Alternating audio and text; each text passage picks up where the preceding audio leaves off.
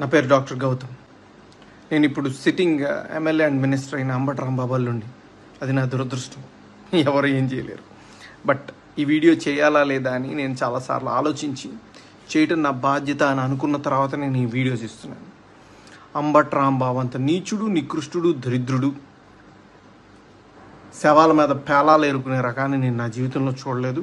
రోజు పొద్దున్నే దండం పెట్టుకునేటప్పుడు ఇంతటి నీచుడిని ఇంకొకసారి నా లైఫ్లో ఇంట్రడ్యూస్ చేయకు స్వామి అని ఎప్పుడు కోరుకుంటూ దండం పెట్టుకుంటుంటా. అంత భయంకరమైన వ్యక్తి. ఎందుకు ఇప్పుడు చెప్తున్నానంటే, తన పోటీ చేయబోయే పోస్ట్ అలాంటిది.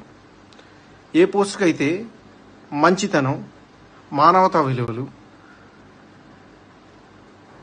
కనీసం బాధ్యత ఉండాలో, వీటిల్లో అందరికీ 100% అందరికీ అన్నీ ఉండక్కర్లేదు. 0.001% కూడా లేని వ్యక్తి అంబటి రాంబాబు.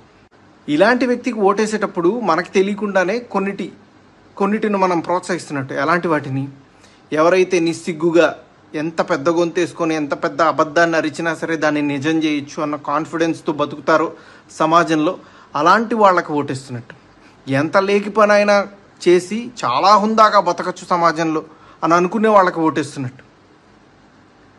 ఏదైనా చేసి సిగ్గు లేకుండా సిగ్గులేని తనాన్ని ప్రోత్సహించవచ్చు అని అనుకునే వాళ్ళకి మనం ఓటేస్తున్నట్టు. ఇలాంటి వాళ్ళకి ఓటేస్తే ఇవే సమాజం యొక్క తలరాతలాగా మారి రేపు సమాజం కూడా ఇలానే తయారవుతుంది.